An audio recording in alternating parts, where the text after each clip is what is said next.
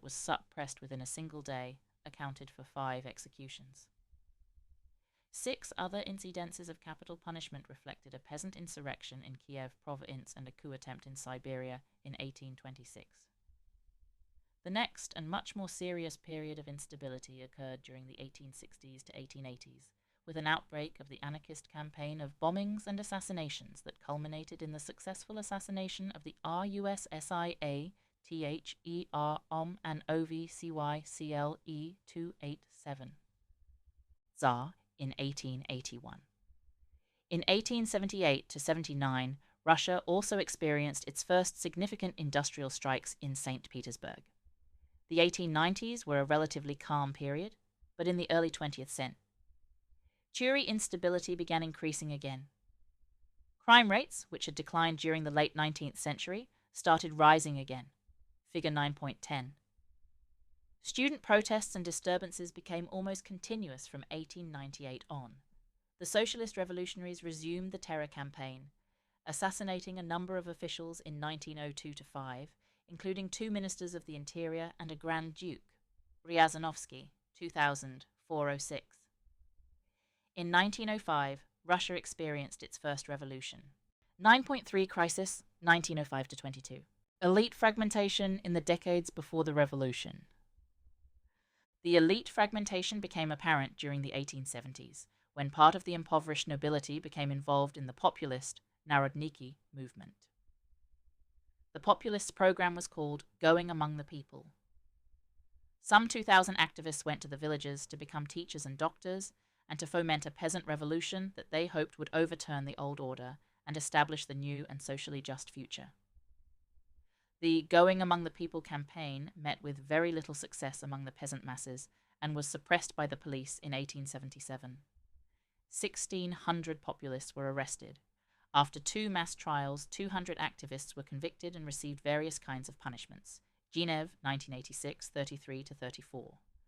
Following this failure, the populists turned to revolutionary conspiracy, assassination, and terrorism. In 1878, Vera Zasulich, a daughter of an impoverished noble family, shot and wounded the military governor of St. Petersburg in retaliation for his ordering a political prisoner to be flogged. Her trial evoked a great resonance among the educated classes. Intelligent Tsaya and a sympathetic jury acquitted her of any wrongdoing. The trial of Zasulich showed that a huge legitimacy gap had opened up between the government and broad segments of the elite. Beginning in 1879, the members of the terrorist organization, the People's Will, made 7 attempts to assassinate Alexander II, the last of which, in 1881, was successful.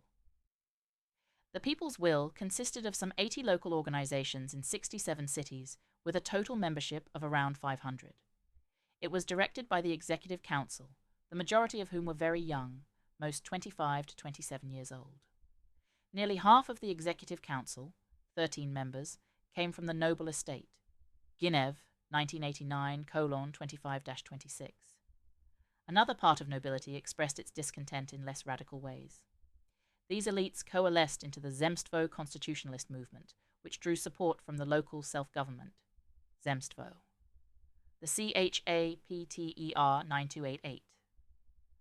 Zemstvo constitutionalists aimed to replace the autocracy of the Tsar, SAI Modrzhavie, with a constitutional monarchy that would govern the country with the help of elected representatives of the public, by which the constitutionalists understood only the upper strata.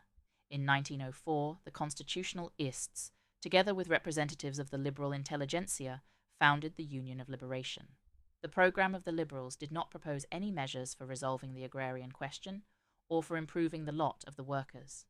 It focused entirely on the struggle against the autocracy and for the constitution and political freedoms. Shatsillo, 1976-75, Milyukov, 1990-274. Clearly, the liberal political movement, at least during its early period, had no intention of seeking popular support. The successors of the populists, on the other hand, based their strategy of anti-government struggle on mobilization of popular masses.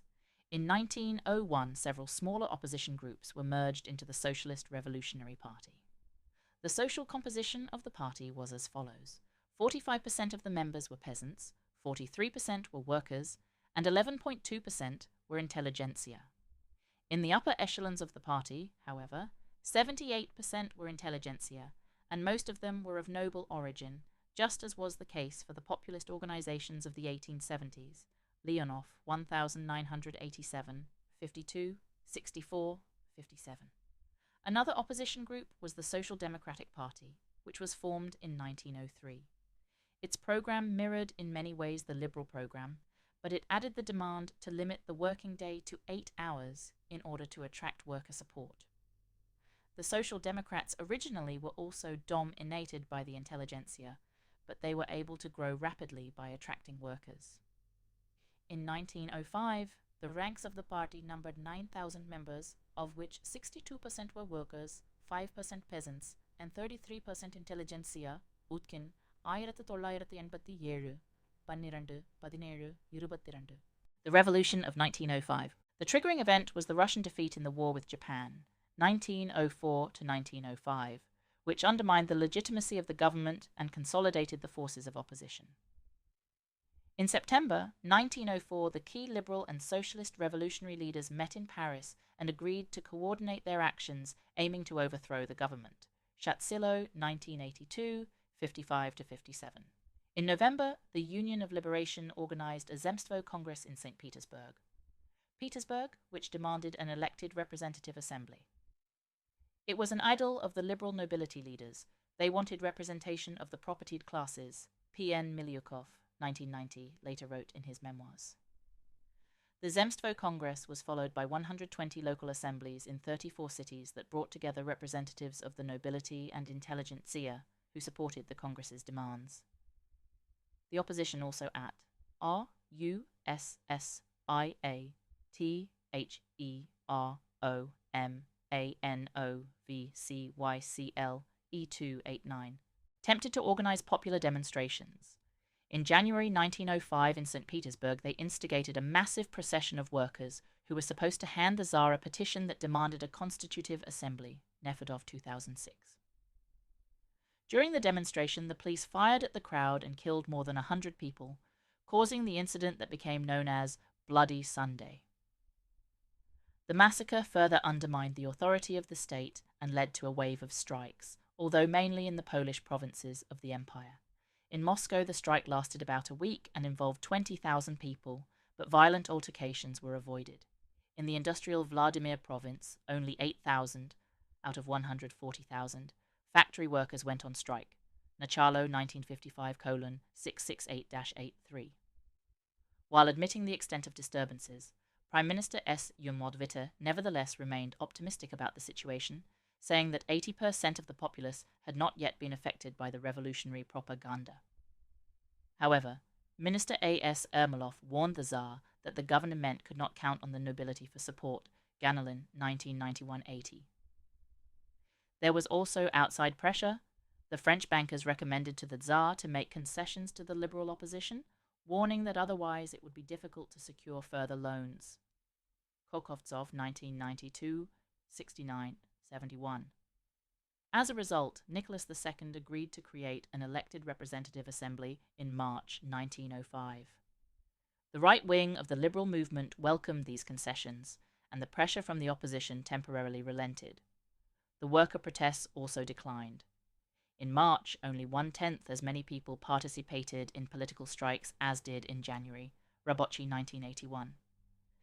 P.N. Milyukov wrote that at that time, the revolutionary movement had not been able to penetrate the masses. Instead, there was a simulation of revolution by the intelligentsia. Milyukov, 1990-95. The liberals on the left wing, however, wanted to keep the pressure on the Tsar. During the Congress of the Union of Liberation that took place on March 25th to 28th, they added to their program a new demand to distribute the state land to landless peasants. Where there was not enough state land, they proposed that private land would be divided among the peasants, while former owners were to be compensated with cash. Another demand was to limit the working day to 8 hours. As to the representative assembly that was promised by the Tsar, the left-wing liberals insisted that it would be elected on the basis of universal and equal suffrage. Shahovsky, 2001, 589. An imperial manifesto on the State Duma, published in August 1905, however, specified an advisory organ that was to be elected through a multi-step indirect process. The liberal opposition, therefore, directed all of its efforts to mobilize the masses on their side. The chief player in the organization of the general strike in October 1905 was the All-Russian Railroad Union ARU, a trade union of engineers, technicians, and managers that was Chapter 9290, created by the liberals. The union represented the middle-rank employees recruited from the intelligentsia. There were practically no workers among its 6,000 membership. The total number of workers employed by the railroads was 700,000. Although the ARU members were less than 1% of all railroad employees, they were able to bring to a complete stop practically all railroads in Russia by disrupting technical services, for example, dispatcher or telegraph services. Pushkareva, 1975, 44, 119, 127, 148, 152, 154. The grinding stop of all railroads gave a powerful impetus to the strike movement. At some factories, the workers took advantage of the situation to present their demands to the owners. Other factories stopped simply as a result of the lack of raw materials. Mobs of striking workers stormed the still operating factories and forced work stoppage there. According to the data of the inspection of the factories, 519,000 workers were on strike in October, about a third of all workers in Russia. Thus, although the strike was initiated by the liberal intelligentsia, its further development took a life of its own. Keep 1963, 219, 222, Bovikin 1981, 156, the workers of St. Petersburg created a new organ for coordinating striking activity, the Soviet Council of Worker Deputies, which was imitated in other cities and later became one of the most important forms of organizing and directing revolutionary action. Nicholas II and his government were forced to capitulate. The Tsar signed the October Manifesto that essentially transformed the Samoderzhevie autocracy into a constitutional monarchy. The manifesto guaranteed civil liberties and provided for an elected legislation, the State Duma. The manifesto thus addressed the aspirations of the liberal elites, but did nothing for workers, who demanded an 8-hour working day and increased pay. It also did nothing to stop the growing peasant rebellion. The railroad strike triggered not only the general workers' strike, but also mobilized the peasants. V.M. Goliner, on the basis of his studies of the peasant movement in Saratov province, concluded that peasant agita Tyan began in villages that were located near railroads and then spread into the hinterland. Goliner, 1955-200. An additional factor that caused peasant discontent was the crop failure of 1905. In the 7 provinces of the Black Earth region, the net harvest was only half what it was during the previous quinquennium. The Volga region was similarly affected. Obuhov, 1927, 78-79, 103-7. The grain slated for export, which was stored on the noble estates, presented an irresistible temptation to the millions of peasants who did not have enough food to last them through the winter. The long-term factor of peasant landlessness thus combined with the temporary weakening of the state power and crop failure to cause the peasant uprising. According to the data of the Ministry of Internal Affairs, between October and December 1905, peasants plundered around 2,000 RUSSIA, TH, ER, OM, and OV, CYCLE 291.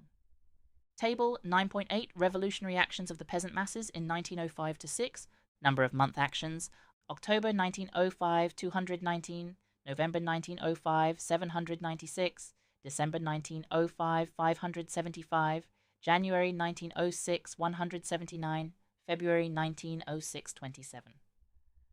Source: Dubrovsky, 1956:42. Noble estates, 1/15 of the total. In some localities, such as Balashovsky district of Saratov province, practically all estates were destroyed. Prokopovich, 1907:26. Goliner, 1955:233. Unrest and disorder increased in the cities in parallel with rural areas and culminated in an insurrection of the workers in Moscow in December 1905. The ARU participated in a railroad strike that impeded the operations of the troops, which remained loyal to the government. After several days, however, the military was able to get the trains going and move reinforcements to Moscow. 10 days after it began, the Moscow insurrection was suppressed. In rural areas, mass disturbances also began declining after a peak in November. Table 9.8. The peasant and worker uprisings served as a graphic lesson of the dangers associated with revolution, and the majority of the nobility abandoned the liberal movement. Liberals were expelled from the Zemstvo as assemblies, and the nobility consolidated on the platform of property preservation and against the land reform that would redistribute land from nobles to peasants. By January 1906, the worker and peasant uprisings had been suppressed, and the active phase of the revolution was over. Subsequent political conflicts played out within the framework of the legislature, the Duma. The attempts by the liberals to initiate the agrarian reform were resisted by the government, which took the side of the landlords and refused to consider alienation of private land, even with compensation. The conflict between the Duma and the government led to the dissolution of the first two Dumas. In 1907, finally, the government was able to obtain a cooperative legislature by adopting the election law that gave a disproportionate representation to the nobility. During the same year, public order was largely restored.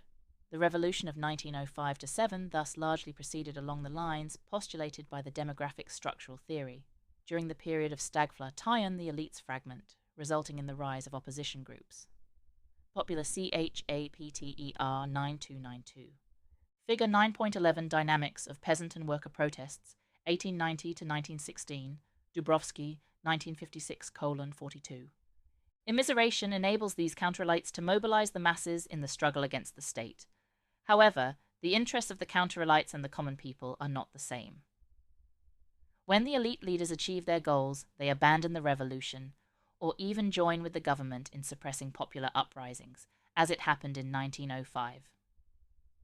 Furthermore, the revolutionary experience of 1905-7 showed the opposition the dangers of uncontrolled popular explosion. Although the radicals continued to hope for a social revolution, most were killed or driven into exile. The liberal opposition, on the other hand, which represented the largest segments of the elites, repudiated revolutionary methods in their struggle with the government after 1905-7. Socio-political instability between the revolutions. The revolution of 1905-7 forced the government to begin reforms whose goal was to regain the peasant support. These belated efforts were largely ineffective. Danilov, 1992:60. The suppression of revolution did not mean returning to pre-revolutionary conditions. Peasant disturbances subsided gradually, and their level during 1908-10 was still an order of magnitude greater than before the revolution. Figure 9.11. While the rural disorder declined in 1912-13, the locus of instability shifted to the cities, which experienced a renewed wave of strikes that lasted until the outbreak of RUSSIA THEROMNOVCYCLE 293. Table 9.9 Dynamics of Serious Crimes, Annual Averages in Thousands. Type of crime 1874-83, 1884-93-18, 99-1905, 1906-8, 1909-13. Against the public order 13.2, 16.6, 23.3, 56.2, 55.4 against religion. 1.0, 1.6, 1.4, 1.55.2 against the state. 2.0, 2.9, 2.3 against the government. 3.3, 3.8, 9.9, 13.1, 22.1. Against the person, a 22.4, 32.3, 153.8, 134.3, 149.2, against the private property, 57.5, 40.8, 136.0, 208.7, 245.5. Source: Mironov, 2000:2: Table 8.9. A includes murders, rapes, and assaults. World War I. Significantly, the crime wave did not recede after the end of the revolution. Table 9.9. The period of 1906 to 1908 includes 2 revolutionary years, and the average criminality level was correspondingly high. Especially notable was the great jump in crimes against private persons and private property after 1900. After the revolution, however, criminality did not decline, and for certain types of crimes, actually increased. For example, the number of crimes against the government, protiv porядка управления, in 1909 to 13 was greater than during the revolutionary level of the preceding period. This increase suggests that the revolution did not end in 1907, but continued in the form of chronic and numerous, if small in scale, protest actions. The populace, whose aspirations were frustrated during the revolution, was not resigned to the continuing state of affairs. The crimes against private property include arsons of landlord estates committed by peasants. In 1910 to 11, the number of arsons and small protest actions was actually greater than in 1907, the last year of the revolution. The government was aware of the tense social climate and how it could affect the ability of Russia to fight the war that most considered imminent. In the end, however, Nicholas II decided to enter the war, although many of his contemporaries felt this decision doomed Tsarism. The most pessimistic forecast was made by the member of the State Council P.N. Durnovo, who, because of his position, had an intimate knowledge of the internal state of the country. "If the war turns to be victorious, then fine and well," wrote Durnovo. "But if there is defeat, then a social revolution, with all its excesses, is unavoidable. All reverses will be blamed on the government. A furious campaign against the government will be launched in the legislature, triggering revolutionary actions across the land. The latter will advance socialist slogans that will mobilize broad segments of the population, demands of the black repartition, of land from landlords to peasants, see HPTER 9294, followed by a general division of all valuables and property. The defeated army, having lost by that time the most reliable cadres and swayed in its large part by the peasant yearning for the land, will be too demoralized to maintain law and order. The legislative organs and oppositionary intelligentsia parties, who lack any authority among the people, will not be able to control the popular waves that they raised, and Russia will be cast into hopeless anarchy, the outcome of which cannot be predicted." Durnovo 1922. The logic of Durnovo's forecast was that a defeat in the war against Germany would lead to the same consequences that followed defeat in the war with Japan, the revolution of 1905-7, but in a more extreme form. Durnovo predicted that discontented elite factions would again begin revolutionary agitation and mobilize the peasant masses by promising them land. In reality, this prediction was not quite right. What occurred in February 1917 was a revolution without revolutionaries. Most historians believe that Russia could have avoided revolution if not for World War I, Hobsbawm 1962. In an influential analysis of social revolutions in France, Russia, and China, the historical sociologist Theda Skocpol 1979 advanced a similar argument.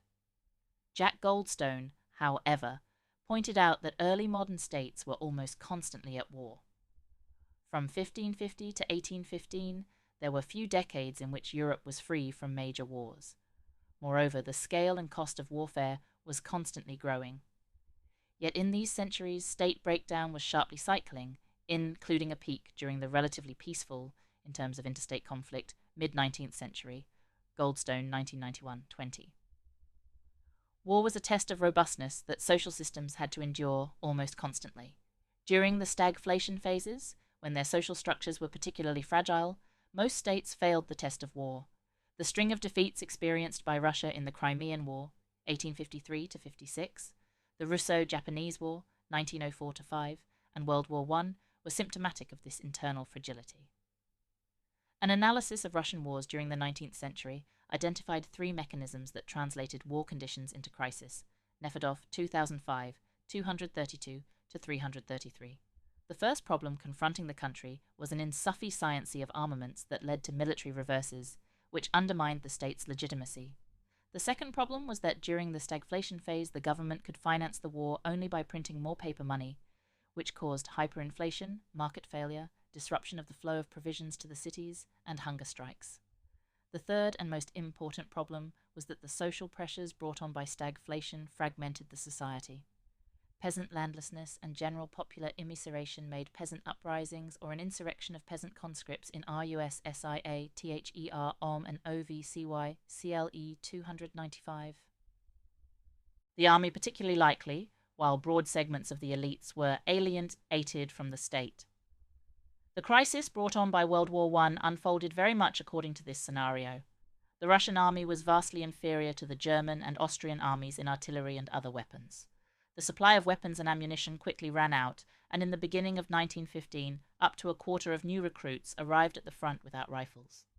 In the summer of 1915, the Russian army suffered a grave defeat when the Germans advanced into Galicia, Utkin 1976, 258 to 59, Ryazanovsky 2000, 418.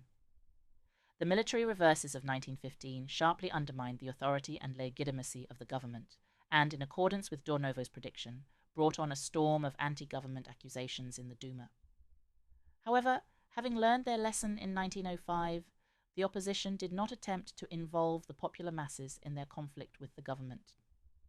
Thus, contrary to Dornovo's prediction, the anti-government campaign did not result in a popular revolution. The effect of the military defeats on the army were much more serious. Nefedov 2005, 391 to 994.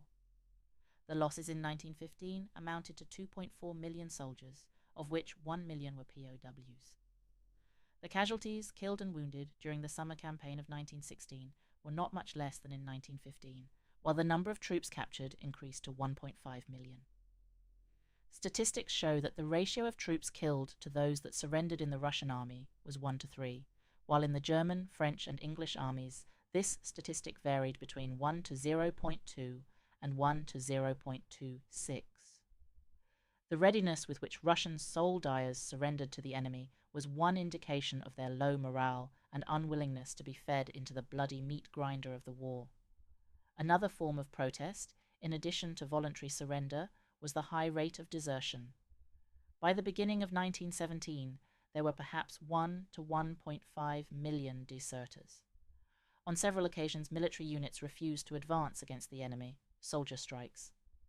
In the fall of 1916, there were mutinies at Gomel and Kremenchug logistics centers behind the front lines that involved thousands of soldiers. A general soldier uprising was becoming increasingly more likely. Thus, by the beginning of 1917, the state had lost much of its ability to control the army. Nefedov, 2005, 391 to 394.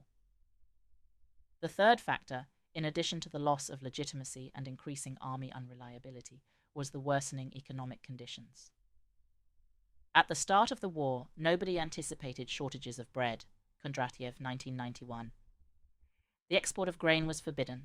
Also banned was the use of grain for alcohol production. Thus, the agricultural production within Russia should have been more than ample for both the army and civilian population needs. The problem, however, lay not with the production of food, but with its distribution, the failure of which was an indirect effect of the government's fiscal policy. CHA PTER 9296. Figure 9.12, the money supply, price index, and number of major food riots in Russian cities, without Siberia, the Caucasus, and Don Province. Data are plotted by half-year periods. Sources: Kondratiev 1991, Kiryanov 1993. In 1914-15, the tax revenues were 2.9 billion rubles, and during the war years they could not be increased. Military expenditures, on the other hand, grew from 2.5 billion rubles in 1914 to 9.4 billion in 1915 and 15.3 billion in 1916. Over the course of the war, the military expenditures added up to 30.5 billion rubles. The Tsarist government was able to raise 7.5 billion in internal loans, and another 6.3 billion came as loans from the Allies, Sidorov 1960. But these loans covered less than half the expenditures. The huge military expenses could not be financed using the normal budgetary mechanisms, and the government was forced to print paper money to cover the deficit. This inevitably led to runaway price inflation, figure 9.12.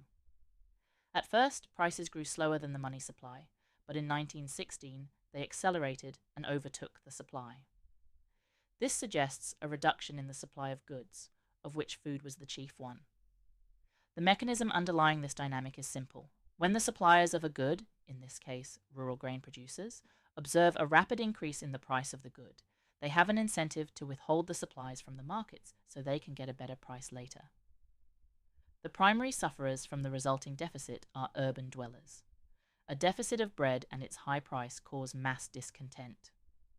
The queues that form in front of bakeries or food stores concentrate the discontented, and any small event can trigger an outbreak of rioting, which has the potential to grow into full-blown uprising. A well-known example of this dynamic is the Parisian food riots during the French Revolution. RUSSIA, THEROMANOVCYCLE 297. Figure 9.12 shows that the number of major food riots, when thousands of people clashed with the police or army troops, increased together with rising prices. What was worse, from the government point of view, is that government troops began to sympathize with rioters. The first incidents of the Cossacks refusing to disperse the crowds occurred during the food riots in Orenburg in May 1916. Later that year, there were 9 more such cases. Kiryanov, 1993. Another sign of the impending catastrophe was the shrinking supply of grain stored in elevators and railroad and port warehouses. Kondratev, 1991:187. In November 1915, the grain stores amounted to 65 million pods, and during the spring and summer of the following year, they shrank, as usual.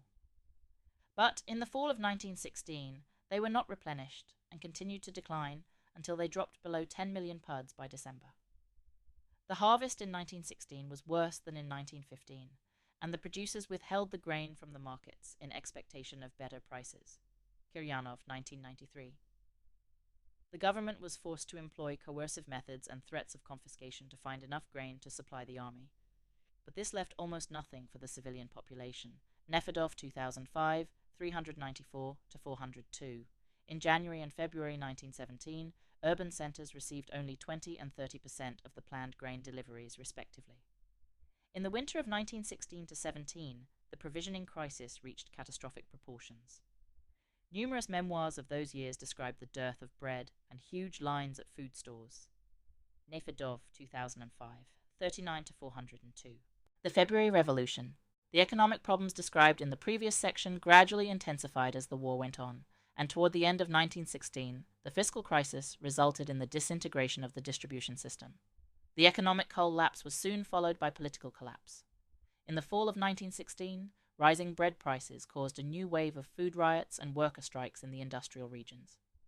The first major hunger protest in St. Petersburg took place in October 1916.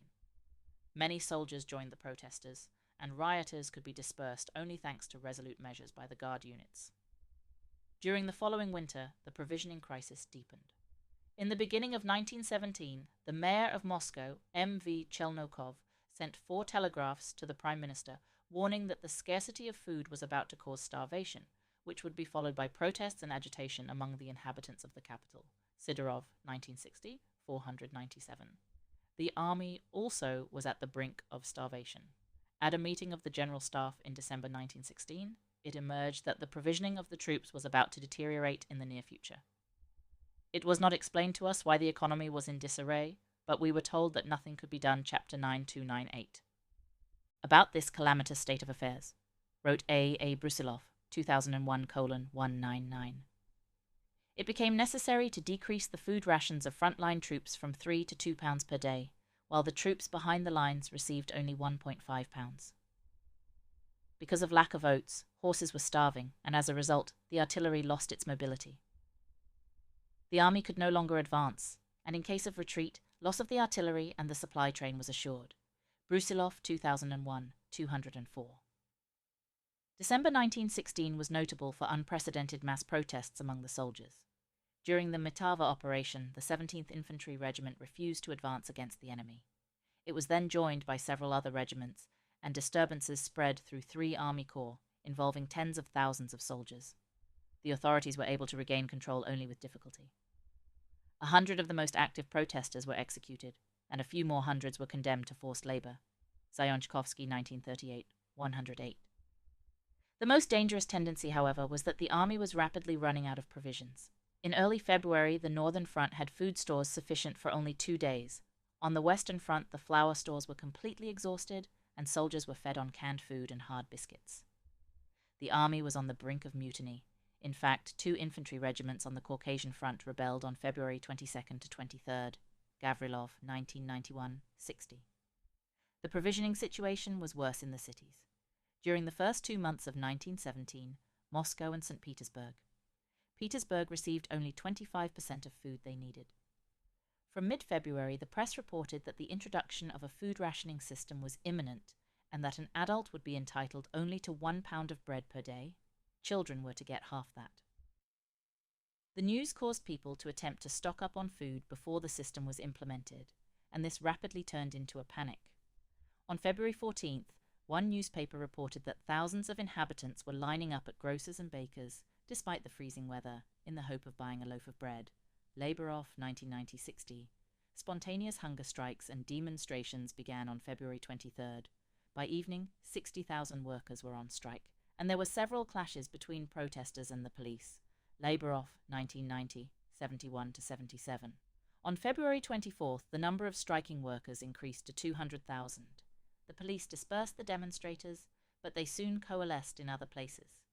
On February 25th, the demonstrations had become quasi-legal.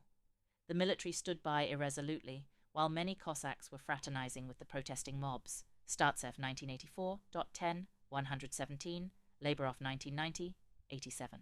In the evening, the military commander of St. Petersburg, General Kabalov, received a telegram for the Tsar with a demand to bring an end to the turmoil. Although the authorities were reluctant to use force to suppress the protests, they were compelled to issue the fateful order. RUSSIA, THER OM and OV CYCLE 299. As is clear in retrospect, giving such an order to unreliable troops would provoke them to an almost inevitable uprising of their own. The great mass of the soldiers in St. Petersburg were peasants who had been called up in early 1917 and were waiting to be sent to the front. These former peasants had their own grievances against the ruling order and were unwilling to die for it. Furthermore, the few veterans among them, who had been sent back to the front after recovering from battlefield injuries, told the new recruits about the firestorm of bullets and shells and the terrible losses among the frontline troops. The soldier masses were inspired by only one passionate desire, a miracle that would save them from the necessity to go to the slaughter. Oldenburg, 1992, 618. On February 26th, the troops were ordered to fire at the demonstrating crowds, and on the same day the Pavlovsky Regiment mutinied. This mutiny was suppressed, but next morning the Volinsky Regiment mutinied, and the uprising spread to other regiments through a chain reaction process. The column of mutineers marched across St. Petersburg, from one barracks to the next, and the regiments, one after another, joined the uprising, with much rejoicing and shooting in the air. On the morning of February 27th, there were 10,000 mutineers. By midday, their numbers had increased to 26,000, and in the evening to 66,000. On the next day, 127,000 troops joined the uprising, and on March 1st there were 170,000, that is, practically the entire St. Petersburg garrison, Oldenburg 1992, 1618. The subsequent events are well known. The abdication of Nicholas II, the rule of the provisional government established by the Duma, and the violent overthrow of the provisional government by the Bolsheviks, the October Revolution. The Bolshevik coup triggered a general civil war that lasted until 1921, but eventually the Communist Party was able to re-establish central control and reconquer most of the territories of the Russian Empire.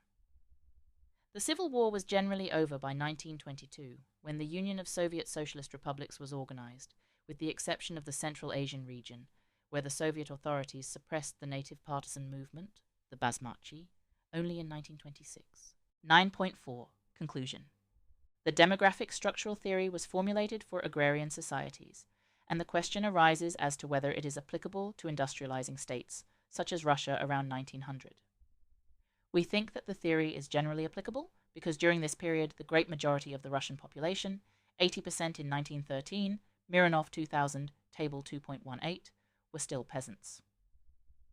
Nevertheless, industrialization affected the economic and social dynamics of Russia and has to be taken into account. During the second chapter, 9300 Naraf, half of the 19th century Russia experienced a substantial growth of agricultural productivity, one of the most important preconditions of the industrial takeoff, Rostow 1990. The increasing productivity of Russian agriculture after 1870, see Table 9.1, substantially expanded the carrying capacity and ameliorated the negative effects of rapid population growth. Another modifying factor that had even more influence on the Romanov cycle was the territorial expansion and peasant colonization of the conquered lands. As we noted in section 9.1, the central region was showing all indications of stagflation by the 1730s to 1740s.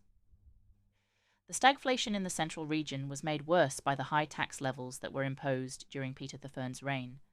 But even after the tax rates were lowered by Catherine II, the position of peasants did not improve, because the increased demands of the gentry immediately took up the slack. If there were no Black Earth region to colonize, it is quite likely that Russia would have experienced its next state collapse during the Age of Revolutions, probably at the same time as France, with which it was closely synchronized between 1400 and 1750, Turchin 2003b. In Russia, however, the crisis was postponed by a century. The formation of the interregional grain market between the Black Earth region and the central region allowed the former to specialize in food production and the latter to develop a proto-industrial orientation. Thus, the period between 1620 and 1800 that we have classified as expansion does not fit well the typical dynamics of expansion phases that are predicted by the demographic structural theory. Instead, it would probably be better to consider the period between 1620 and 1905 as two integrative trends following one another. First comes expansion the 1 to 1730, followed by stagflation Y in the central region. Meanwhile, expansion 2 continues on in the Black Earth region until the 1840s, after which general stagflation sets in. Such doubled-up integrative trends are not uncommon, especially in large countries. For example, in China, the carrying capacity doubled during the Sung era from 50 to 60 million, which was the typical population ceiling during the first millennium, to 110 to 120 million as a result of the introduction of high-yielding varieties of rice and the colonization of southern China.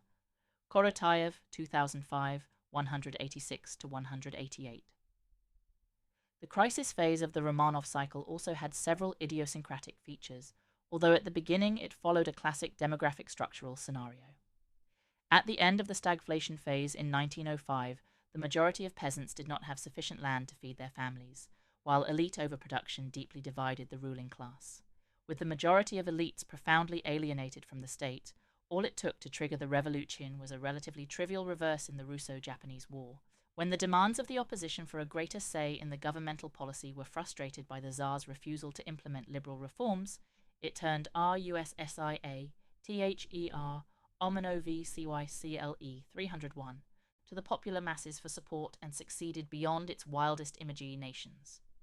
The railroad strike initiated by the small liberal-dominated union led to the general workers' strike and then to a peasant uprising.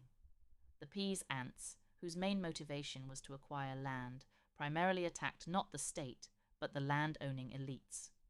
Partly satisfied by the concessions wrung out of the Tsar, and more important, frightened by the extent and intensity of the popular uprising, the majority of the elites abandoned the struggle against the state, and many even joined the state in its efforts to suppress the revolution. In the period between the revolutions, the level of socio-political instability continued to be high, not much lower than during the revolution, and much higher than before 1905, figure 9.11.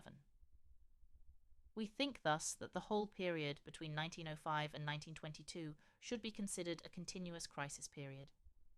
The revolution of 1905 did not resolve either of the two main problems that brought it on, peasant landlessness and elite overproduction. The state was able to suppress the active phase of the revolution with the help of the troops brought from the Far East after the end of the Russo-Japanese War and of the liberal segment of the elites. But the calm was more apparent than real, as the continuing high level of peasant disturbance and worker strikes indicates. Any temporary weakening of the state authority and power could have sparked another social crisis.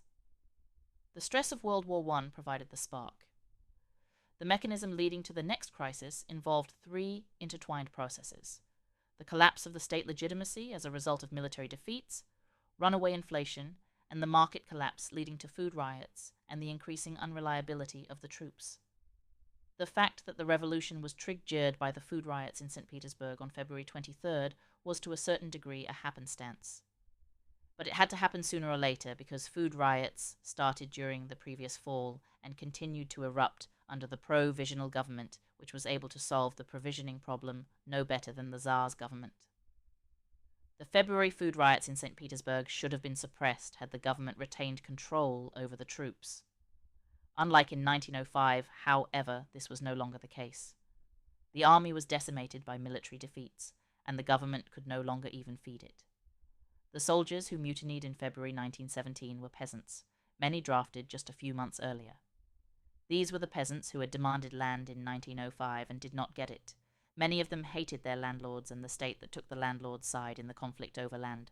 Now they were confronted with a choice: either go into the meat grinder of the war and die, or join the rebelling workers. It is not surprising that they chose the latter. It is also symptomatic that whereas the workers demonstrated with the slogans demanding bread, the peasants' slogans were land and liberty.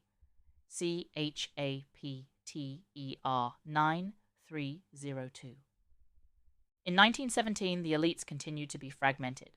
However, the main opposition party, the Liberals, did not desire the revolution. See Nefedov 2005, sections 5.2 and especially 5.4.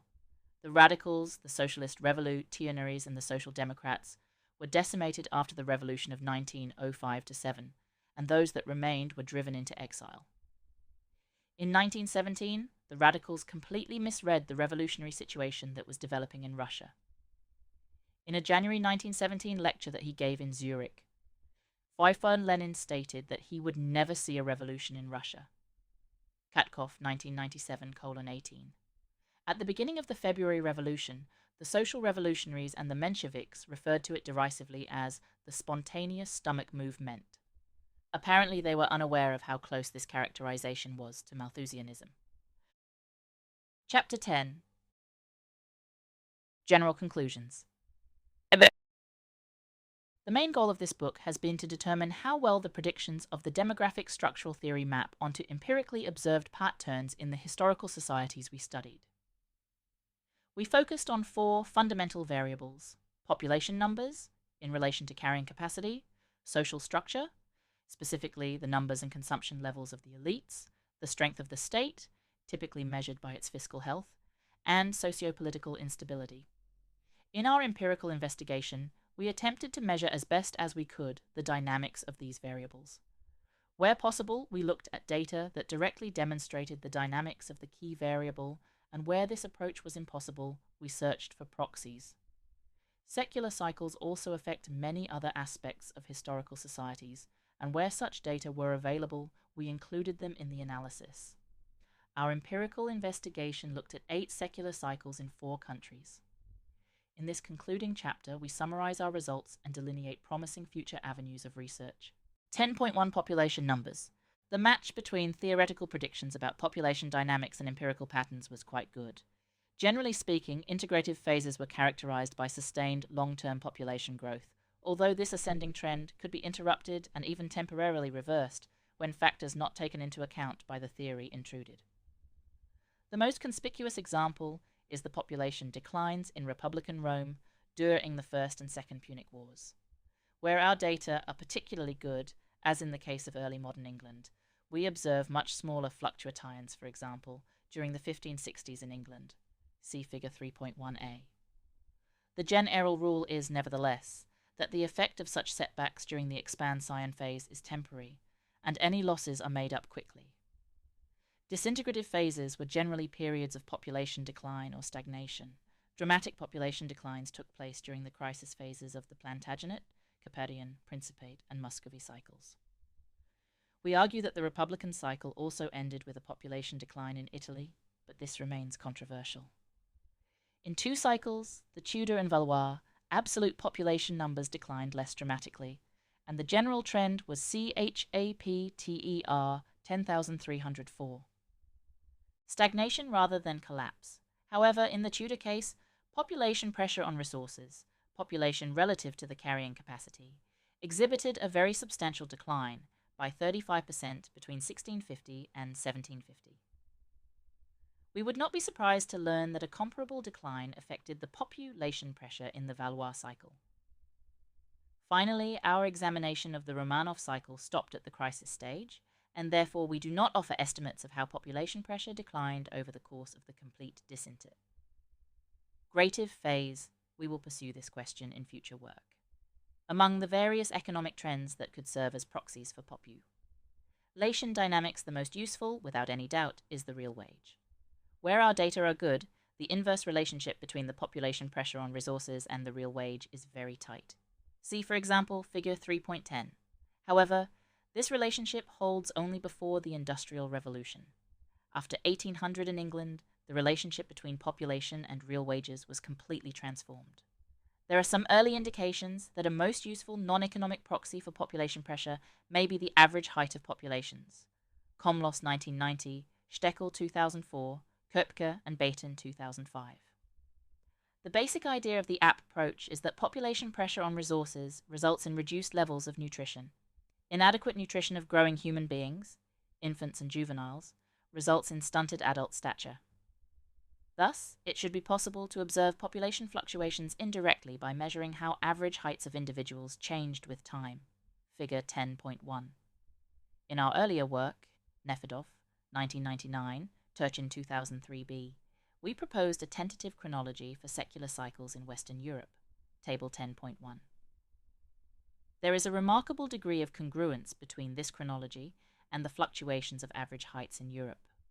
The data in figure 10.1 were not used in any way to construct the chronology of the secular cycles. Interestingly, the relative height of peaks in the graph corresponds well with what we know about the relative height of population peaks achieved during various secular cycles. Thus, the population peaks during the Roman period were much higher than during the Middle Ages.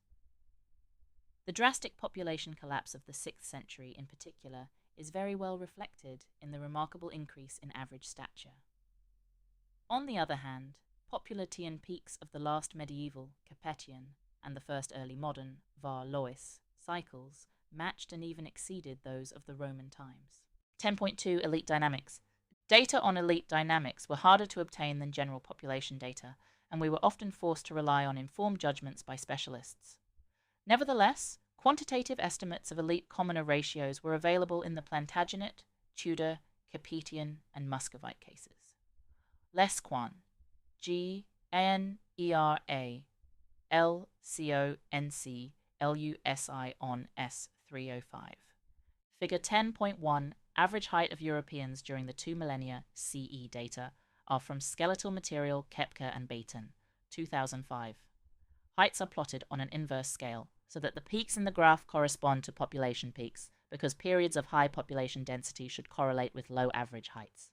Citative estimates in other cases were in agreement with the predictions of the theory regarding the development of elite overproduction, peaking during the crisis phase, and its abatement, with the trough occurring during the expansion phase of the next cycle. We found that various measures of conspicuous consumption provided useful proxies for the expansion and contraction of elite numbers and appetites. One proxy variable that should be available in many cases is the rate of construction of temples or churches, for example figures 2.5 and 6.1. Consumption rates of such luxury goods as wine in England, where commoners drank beer, can sometimes give us an excellent insight into how the footprint of the elites changed with time. Between 1300 and 1460, the amount of wine drunk by the English elites declined fourfold. See section 2.5. One apparently ubiquitous feature of elite overproduction is growing economic inequality. We were able to obtain time series measures of inequality by looking at the ratio of top fortunes to contemporaneous mean or median incomes for the Plantagenet, Valois, and Roman Republic cycles. Certain indicators of intralight competition that have been proposed in the context of the Tudor-Stuart cycle turned out to be useful in other case studies. Litigation, the Muscovy cycle, education, the Romanov cycle, and the dueling rate, the Valois cycle. See HAPTER 10306. Table 10.1. Summary of the chronological sequence of secular cycles in Western Europe. Secular cycle integrative phase, disintegrative phase.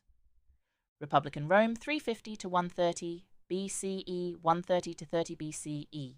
Principate 30 BCE to 165 CE, 165 to 285.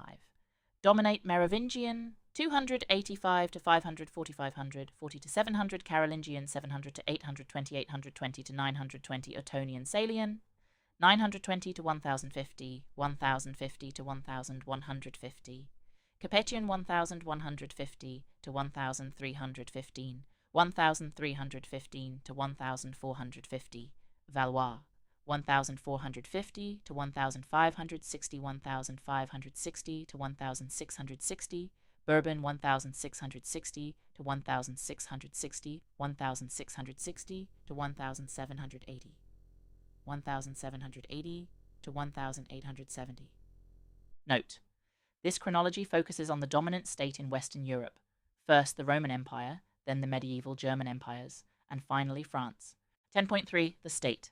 Data on the fiscal health of states were available for every studied cycle, although their quality varied from case to case. Nevertheless, the data were good enough to yield several surprises. It is true there was at least some evidence of fiscal difficulties associated with the crisis stage in all case studies.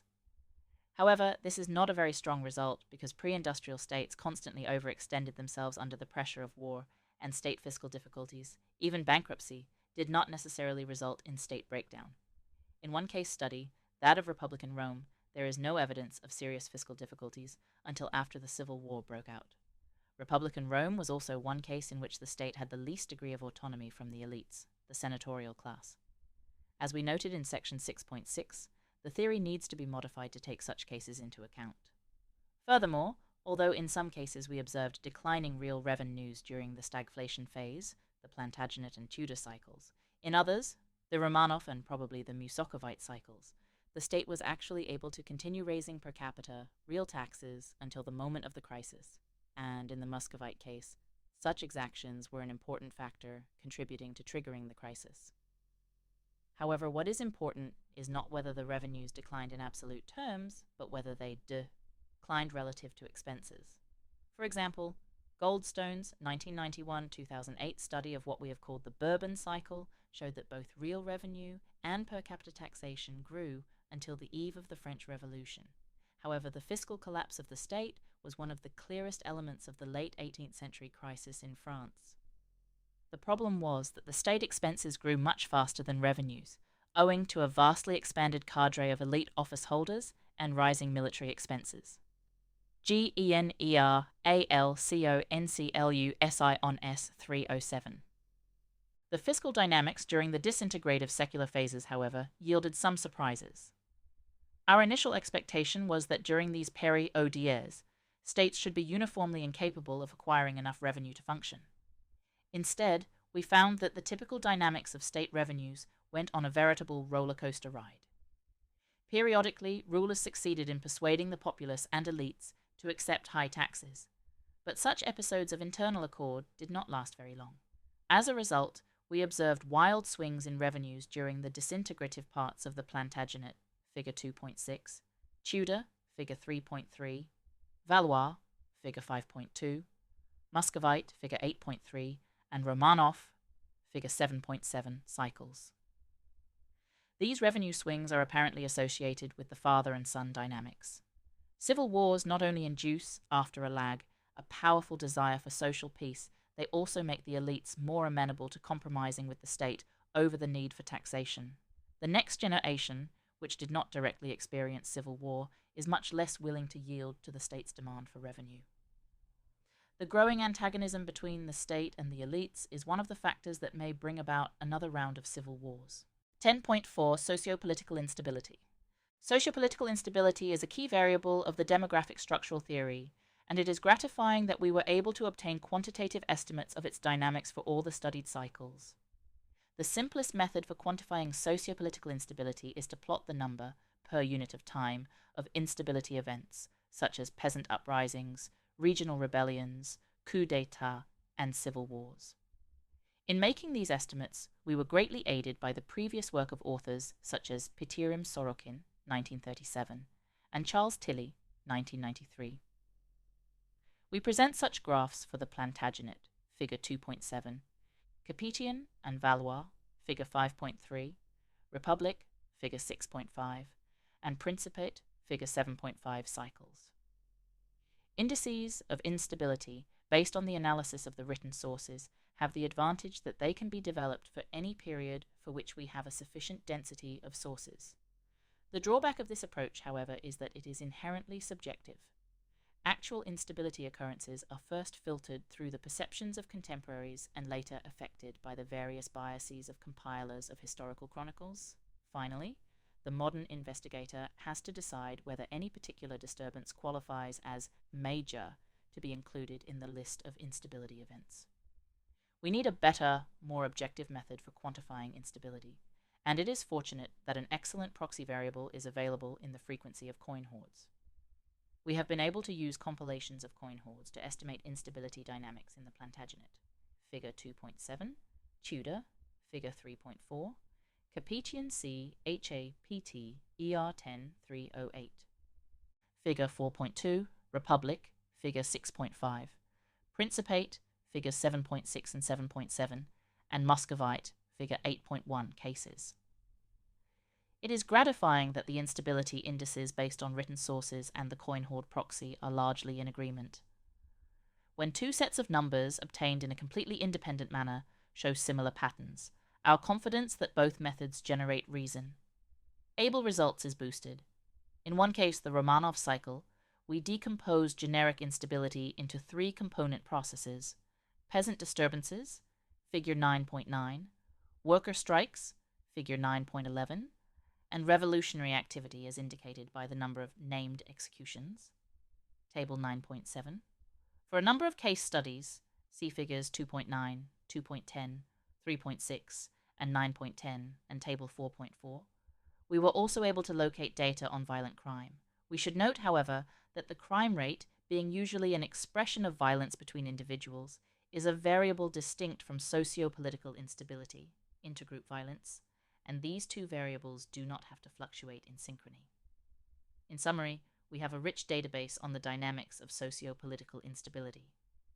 These data show that the dynamics of instability are complex and evolve on at least two distinct temporal scales. At the scale of centuries, there was a marked tendency of instability events to be bunched in some periods, but not others. These instability waves recurred with a period of roughly 2, sometimes 3 centuries, so that a century of high instability would be followed by a century of lower instability. The pattern is most clear where we have long-term data.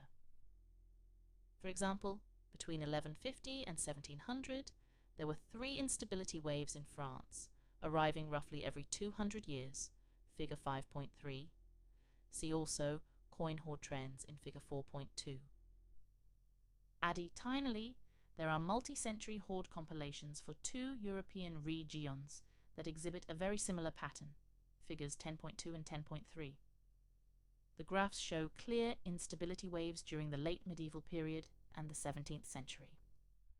As we show in chapters dealing with specific cases, the instability waves were dynamically associated with demographic dynamics, but there was a phase shift between the two variables.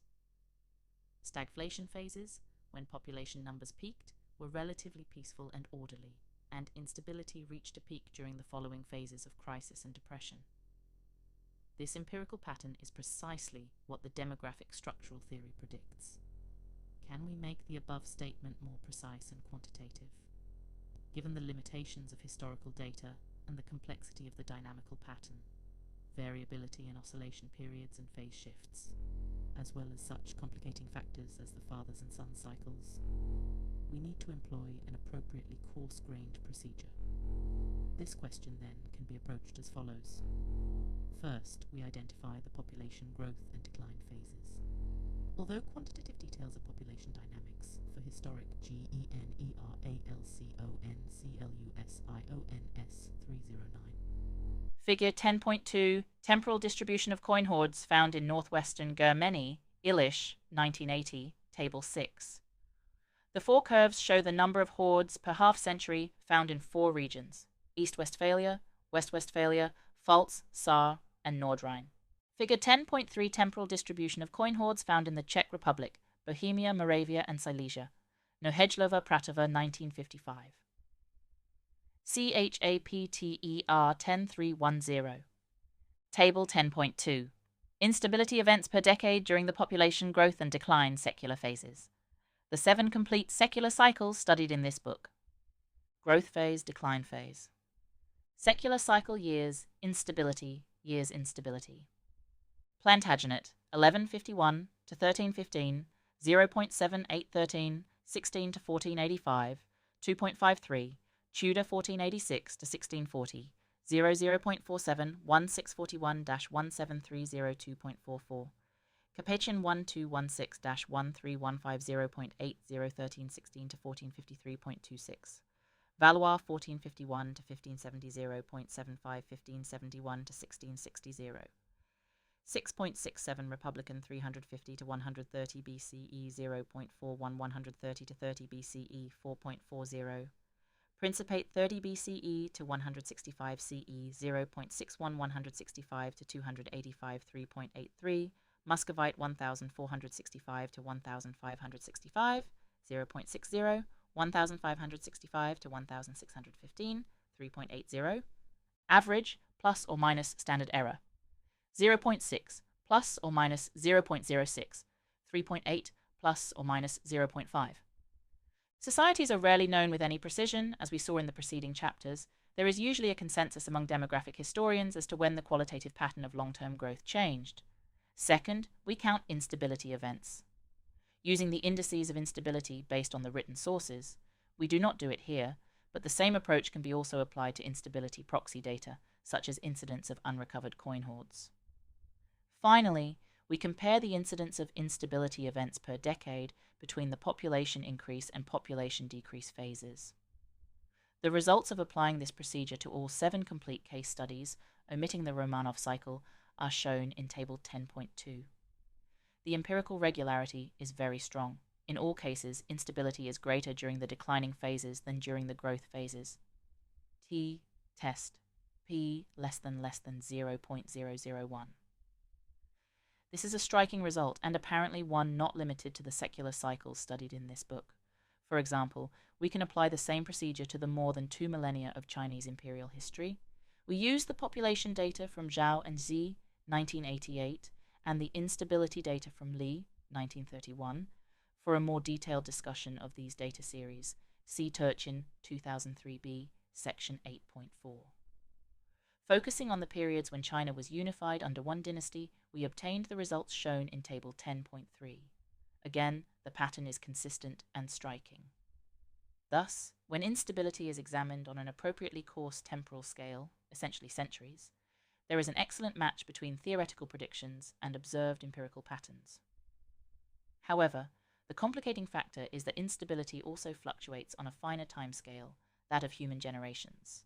This pattern is especially clear during the disintegrative phases of secular cycles, when peaks of particularly intense internal warfare recur at an interval of 50 years, give or take 10, with periods of fragile peace between them. Such fathers and sons dynamics, to a greater or GENERALCO NC Psi on S311.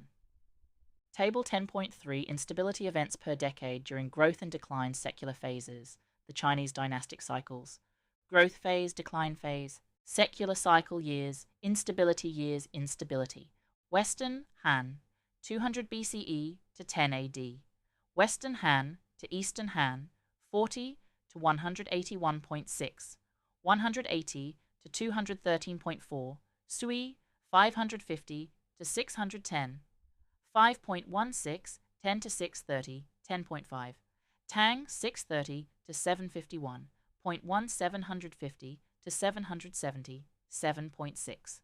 Northern Song 960 to 1123, 0.71120 to 1160, 10.6. UN 1250 to 1356.7 1350 to 1410, 13.5. Ming 1410 to 16, 22.8 1620 to 1650 13.1, Qing 1650 to 1855.0, 1850 to 1880 10.8. Average plus or minus standard error 3.4 11.3. Lesser degree occurred during the disintegrative phases of all 8 cases that we examined in this book. In addition, fathers and sons cycles were discernible during integrative phases in medieval England, where baronial rebellions tended to occur every 60 years between 1100 and 1500, figure 2.7, and in 19th century Russia, figures 9.9 and 9.10 in table, 9.7. Finally, there was a class of instability events that did not fit either secular or fathers and sons rhythms. The examples include the mid-1st century crises in the Principate, most notably the Year of Three Emperors, 68 to 69 CE, the mid-Tudor crisis between 1539 and 1563, and the Pugachev Rebellion in Russia, 1773 to 1775. These crises were not predicted by the demographic structural theory, and their occurrence underscores the point we have made repeatedly. The theory does not describe historical dynamics in all of their complexity. Clearly, mechanisms other than overpopulation and elite overproduction can bring about political crises, rebellions, and outbreaks of civil war. On the other hand, these non-demographic structural crises were milder both in intensity and especially duration than the demographic structural ones. Thus, although the theory does not explain all instances of instability, its prediction of alternating secular trends of stability versus instability is supported in all 8 empirical case studies. 10.5 Are there general laws of historical dynamics? We end the overview of empirical results on a more speculative, even provocative note, in the sense that we wish to provoke controversy. There is a long-standing debate among scientists and philosophers as to whether history has general laws. In the 19th century, some thinkers, Embold CHAPTER 10312, entered by spectacular successes in physics and biology, argued that the scientific study of history, which means searching for general laws, is possible. For example, in the epilogue to his novel War and Peace, Leo Tolstoy proposed that the laws of history could be discovered by employing methods similar to those used in statistical physics or evolutionary biology, and this view was shared by many 19th century historians. Beard 2002. During the 20th century, the opinion among the philosophers and historians swung in the opposite direction. For example, the philosopher Karl Popper, 1957, thought that historical processes were too complex and his theory was too different from natural sciences to have general laws such as those discovered in physics or biology. The general thrust of our research program goes very much against this consensus. A basic premise of our study is that historical societies can be studied with the same methods physicists and biologists use to study natural systems. We started with a general theory, which has been formalized in our previous work by translating it into mathematical models, e.g., Turchin 2003b, Chapter 7. As a result of this formalization, we have a set of specific and quantitative predictions about a suite of demographic, economic, social, and political variables, detailed in Chapter 1. See Table 1.1. As discussed earlier in this chapter, not all predictions of the theory have been borne out by the data. Such an outcome should be expected, since theories in natural sciences are also not expected to be right all the time. For most variables, the match between model predictions and empirical time series was quite impressive.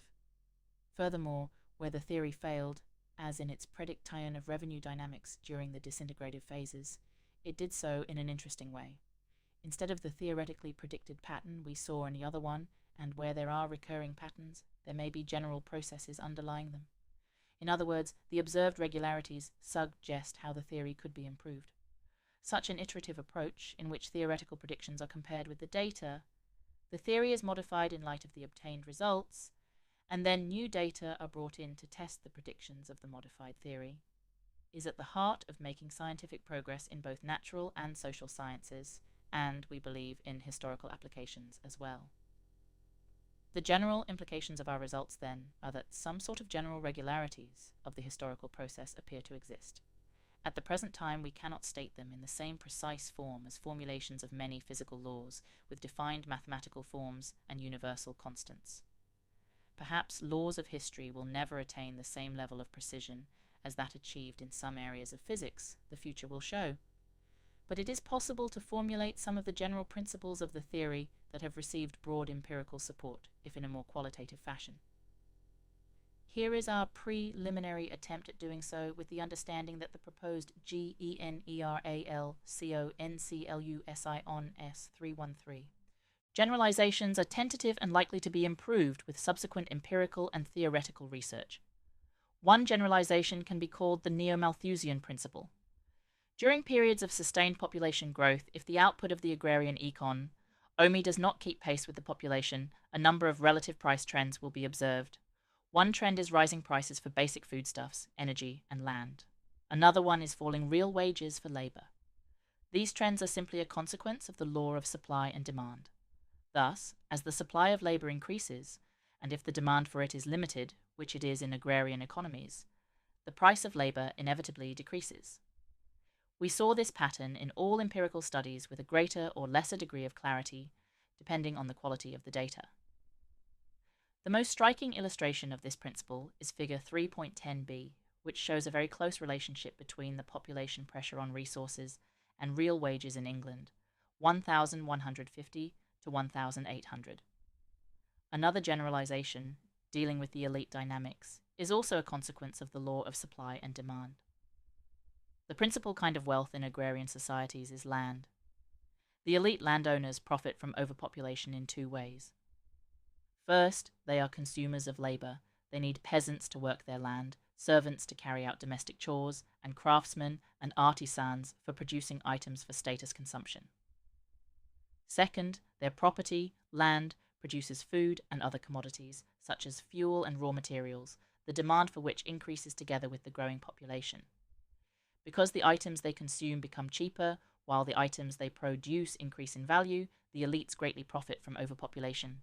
The process, however, is dynamic, and a favorable economic conjuncture for the elites means that, first, their numbers increase from both biological reproduction and upward social mobility, and second, they become obtuse, tomed to ever greater levels of consumption. In the end, elite numbers and appetites outgrow their carrying capacity, based on the labor of commoners.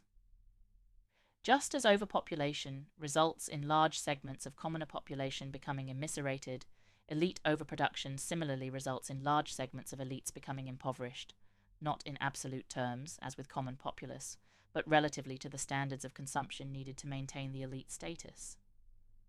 This generalization thus may be called the principle of elite overproduction. One consequence of this dynamic is that the rate of elite overproduction should be shifted in phase, should lag behind, the rate of general population growth. The case studies in this book provide ample empirical support for this model prediction. Whereas population growth rate peaks during the expansion phase, elite overproduction develops during the stagflation phase. A third possible generalization deals with the causes of socio-political instability. The demographic structural theory proposes three principal causes of the onset of a disintegrative trend, that is, a lengthy period of Chapter 10.314, heightened instability. Overpopulation, elite overproduction, and a fiscal crisis of the state. As we discussed in section 10.4, however, some causal factors are relatively more important than others. In particular, a factor that appears to be always associated with high instability, at least in the 8 cases we examined, is elite overproduction. Overpopulation, by contrast, results in popular immiseration and discontent. But as long as the elites remain unified, peasant insurrections, slave rebellions, and worker uprisings have little chance of success and are speedily suppressed. Furthermore, when the population declines during the disintegrative periods, there is often a substantial lag time between population density reaching a low level and the restoration of internal peace and order. The third component, the fiscal crisis of the state, is usually present but sometimes is missing as triggering factor leading to civil war. See section 10.4. Thus, overpopulation and fiscal crisis are important contributing factors, but the dominant role in internal warfare appears to be played by elite overproduction leading to intra-elite competition, fragmentation, and conflict, and the rise of counter-elites who mobilize popular masses in their struggle against the existing order. The 3 generalizations we have just discussed are only a sample from many more potential generalizations arising from recurrent patterns that we noted in the historical cases we studied. For example, there may be a general principle underlying the shifts in social mood, from a desire for change to a yearning for peace and stability, which appears to play an important role in creating relatively peaceful interludes during the disintegrative trends, what we termed the fathers and sons cycles, and in ending the disintegrative trend, a reversal that starts the new secular cycle. It is possible that this pattern can be quantified, perhaps by analyzing the content of speeches, political writings, and newspaper editorials, but this remains a task for the future.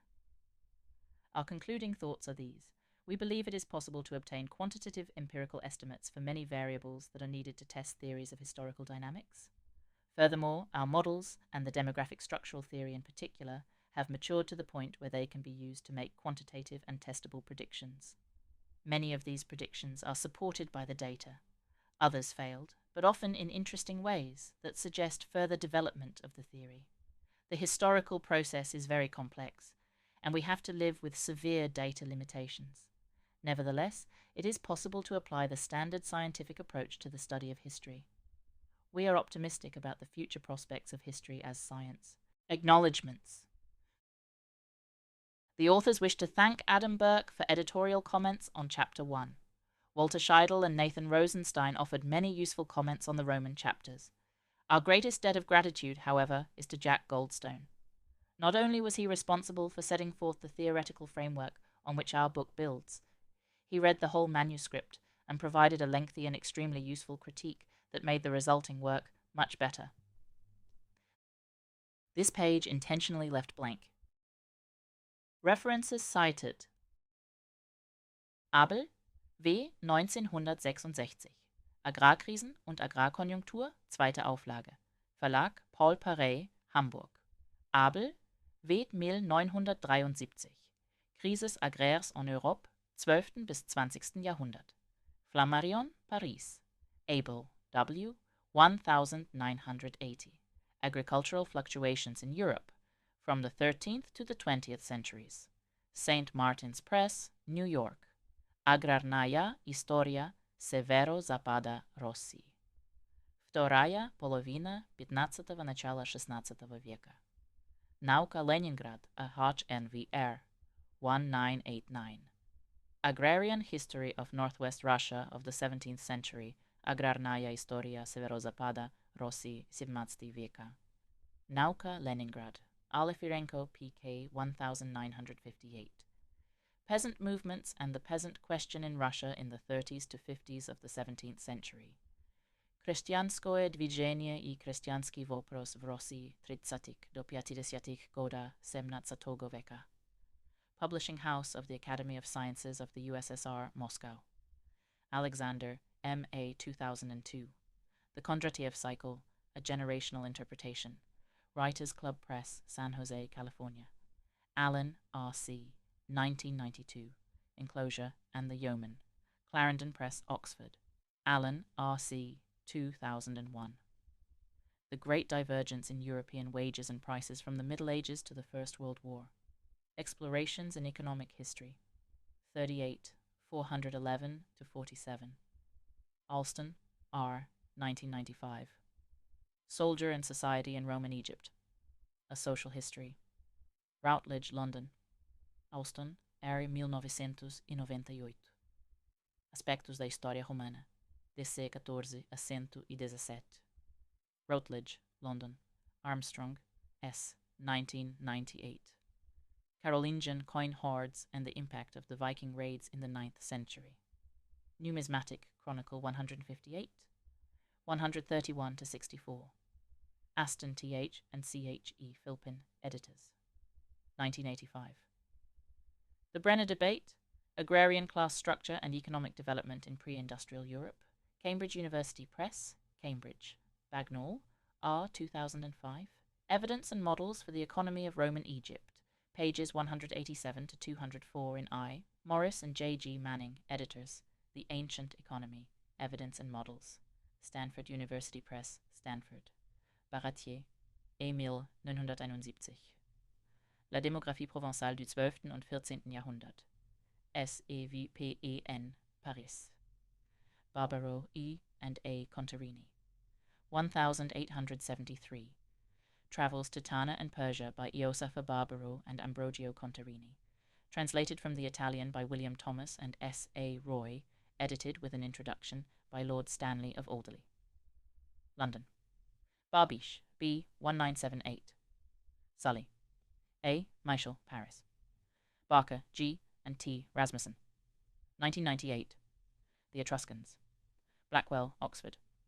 Bartlett, R. 2000. England under the Norman and Angevin kings, 1075 to 1225.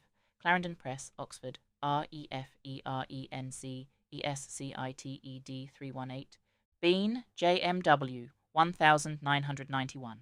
Landlords, pages 526 to 86 in E. Miller, editor. The Agrarian History of England and Wales.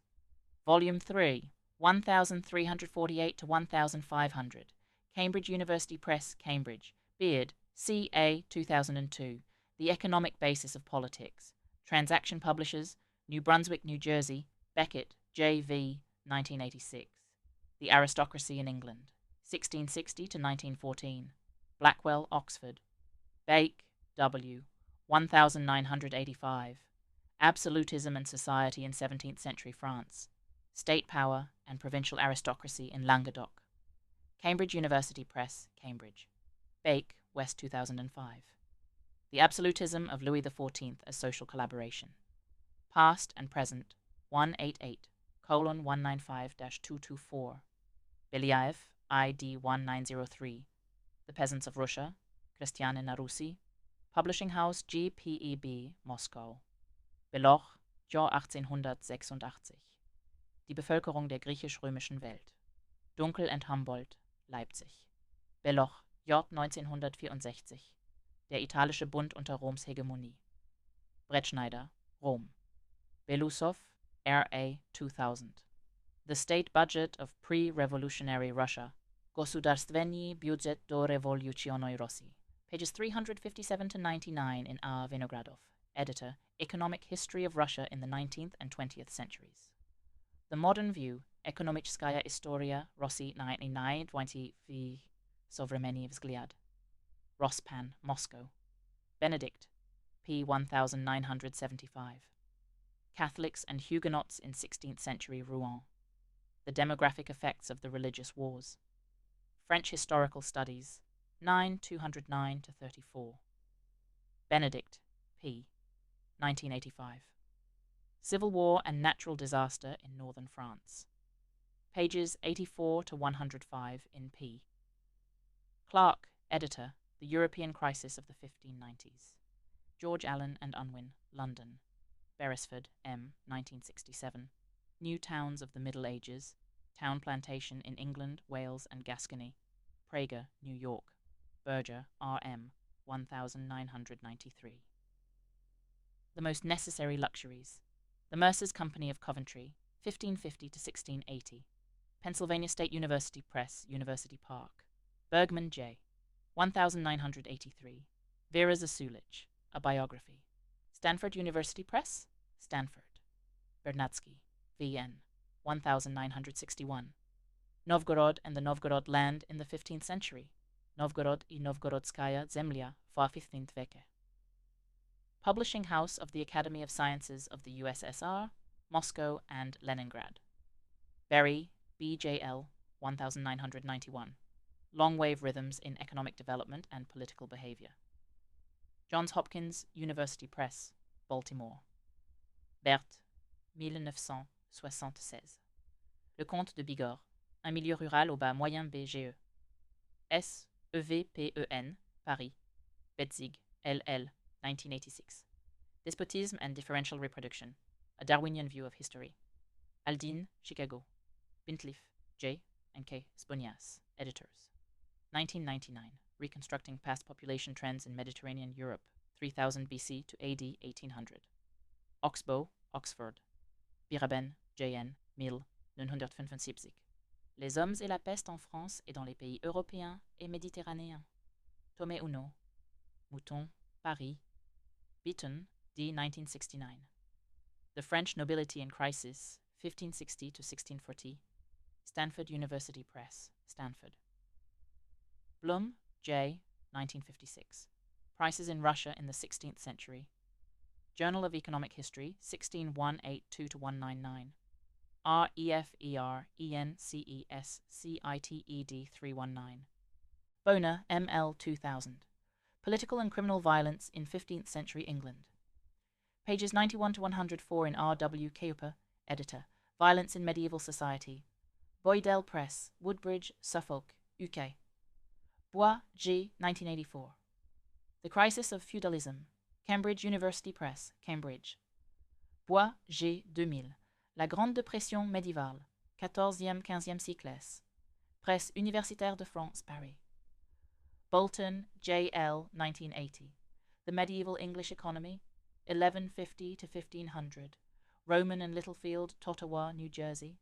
Bonney, R. 1999. France, 1494 to 1815. Pages 123 to 76 in R. Bonney, editor, The Rise of the Fiscal State in Europe, circa 1200 to 1815. Oxford University Press, Oxford. Borsch, S.J. 2005. The Black Death in Egypt and England, A Comparative Study. University of Texas Press, Austin. Boserup, E. 1966. The Conditions of Agricultural Growth, The Economics of Agrarian Change Under Population Pressure. Aldine, Chicago. Boserup, E. 1981. Population and Technological Change, A Study of Long-Term Trends. University of Chicago Press, Chicago. Bovikin, V.I., editor. 1981. The Working Class in the First Russian Revolution of 1905 to 1907, Рабочий класс v Первой Российской революции 1905 до 1907. Noka, Moscow, Bowden, p. 1967. Statistical Appendix, pages 814 to 70 in J. Thirsk, editor, The Agrarian History of England and Wales. Volume 4th, Cambridge University Press, Cambridge. Bradley, K.R., 1989. Slavery and Rebellion in the Roman World, 140 B.C., 70 B.C., Indiana University Press, Bloomington. Brodel, F. 1988, The Identity of France. Volume 2, People and Production. HarperCollins, New York. Brodel, Fernand, and Ernest Labrousse. 1977. Histoire économique et sociale de la France. Presse universitaire de France, Paris. Brenner, R. 1985. Agrarian Class Structure and Economic Development in Pre-Industrial Europe. Pages 10 to 63 in T. H. Aston and C. H. E. Philpin, editors. The Brenner Debate. Agrarian Class Structure and Economic Development in Pre-Industrial Europe. Cambridge University Press, Cambridge. Brenner, R. 1985b. The Agrarian Roots of European Capitalism. Pages 213 to 327 in T. H. Aston and C. H. E. Philpin, editors. The Brenner Debate, Agrarian Class, Structure and Economic Development in Pre-Industrial Europe. Cambridge University Press, Cambridge. Briggs, R. 1998. Early Modern France, 1560 a 1715, segunda edição. Oxford University Press, Oxford. Britnell, R. 1997. The Closing of the Middle Ages, England, 1471 to 1529. Blackwell, Oxford. Britnell, R. H. 1995. Commercialization and Economic Development in England, 1000 to 1300. Pages 7 to 26 in R. H. Britnell and B. M. S. Campbell, editors. A Commercializing Economy, England, 1086 to C. Ayret Munuru, Manchester University Press, Manchester, UK. Brooks, C.W. 1989. Interpersonal Conflict and Social Tensions, Civil Litigation in England, 1640 to 1830. Pages 357 to 399 in A. L. Bayer, D. Canadine, and J. M. Rowe, Senheim, editors. The First Modern Society. Cambridge University Press, Cambridge. Brower, D.R. 1975. Training the Nihilists, Education and Radicalism in Tsarist Russia. Cornell University Press, Ithaca, New York. REFERNCESCITED 320. Brown, I.D. 1971. A Bibliography of Coin Hoards of Great Britain and Ireland, 1500 to 1967. Special Publication Number. 6th Royal Numismatic Society, London. Brunt, P.A. 1971. Italian Manpower, 225B CAD 14. Clarendon Press, Oxford. Brusiloff, A. 2001. Memoirs, Mo Vospominania. Rospan, Moscow. Busov, K. 1961. The Moscow Chronicle, Moskovskaya Chronika, 1584 to 1615. Publishing House of the Academy of Sciences of the USSR, Moscow and Leningrad. Cameron, R. 1989. A Concise Economic History of the World, From Paleolithic Times to the Present. Oxford University Press, New York. Campbell, BMS, 1981. The Population of Early Tudor England. A re-evaluation of the 1522 muster returns and 1524 and 1525 lay subsidies. Journal of Historical Geography, 7145 to 54. Campbell, BMS, 2005. The Agrarian Problem in the Early 14th Century. Past and Present, 188:3-70. Carpentier, E. Dau and M. Lemaine. 1996. La France du XIe au XVe siècle. Population, société, économie. Presses universitaires de France, Paris. Chandler, T. 1987. 4,000 Years of Urban Growth, An Historical Census. St. Gavids, Lewiston. Czechulin, N.D. 1906. Eseje na temat historii rosyjskich finansów w czasach panowania Katarzyny II. Ocherki po historii ruskich finansów w carstwowanie Ekateryny II. Senatorial Printing House, St. Petersburg. Czerepnin, L.V. 1960. The Formation of the Russian Centralized State in the 14th to 15th centuries. Obrazowanie ruskiego centralizowanego gospodarstwa w XII wiekach. Sochegis, Moscow. Chernov, A.V. 1954. Armed Forces of the Russian State in the 15th, 17th centuries. Вооружение силы русского государства в 15th, 17th VV. So, Venizdat, Moscow. Christiansen, E. 1985. The Roman Coins of Alexandria, 30 BC to AD 296. Coin hoards 777 to 140. Chu, CYC, and R.D. Lee. 1994. Famine, Revolt, and Dynastic Cycle. Population Dynamics in Historic China. Journal of Population Economics 7:351-78. CIA 2002. The World Factbook. CIA, Washington, D.C., http www.ca.gov, CIA, Publications, Factbook, Docs, History.html. Clark, G. 2007a, A Farewell to Arms, A Brief Economic History of the World. Princeton University Press, Princeton, New Jersey. Clark, G. 2007b, The Long March of History, Farm Wages, Population, and Economic Growth, England 1209 to 1869, Economic History Review 6097 to 135, Clay, CGA 1984, A, Economic Expansion and Social Change, England 1500 to 1700, Volume 1, People, Land and Towns. Cambridge University Press, Cambridge, Clay, CGA 1984b, Economic Expansion and Social Change, England 1500 to 1700. Volume 2, Industry, Trade and Government. Cambridge University Press, Cambridge. Cohen, J.E., 1995. How Many People Can the Earth Support? W. W. Norton, New York. Collins, J.B., 1995. The State in Early Modern France. Cambridge University Press, Cambridge. Collins, R. 1979.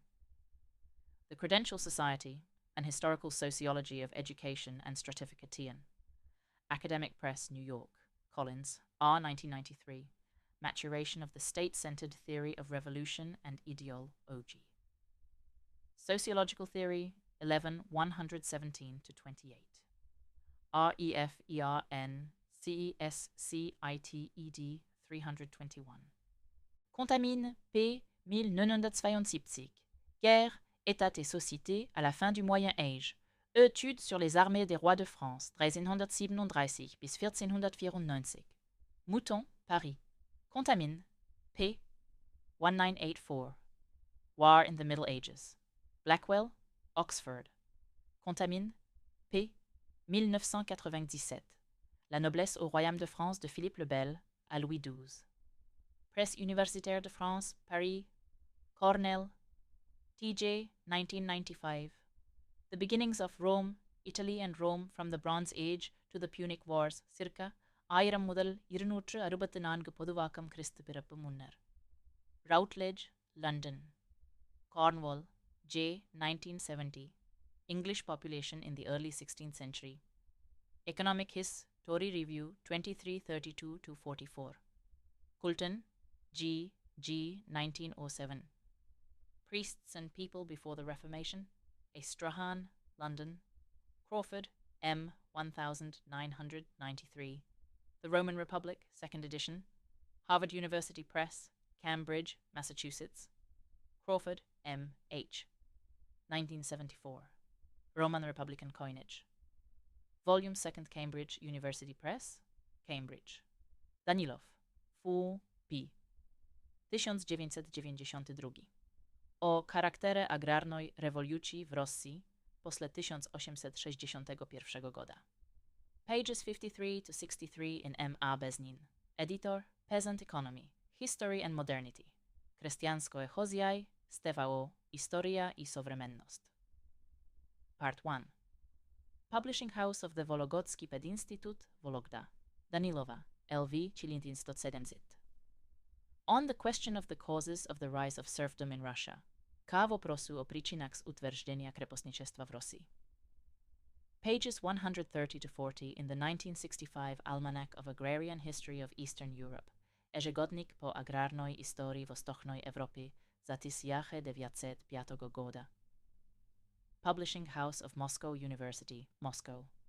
Delict, L. 2004. Poverty and Demography. The Case of the Grachan Land Reforms.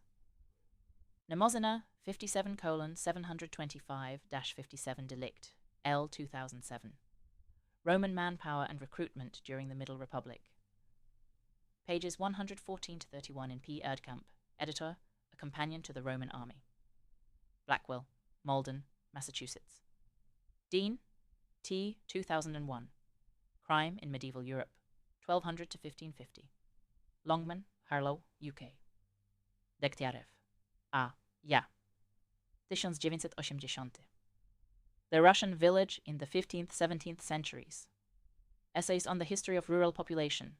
Ruskaya derewnia w XV-XVII wekach. Oczerki historii selskiego raselenia.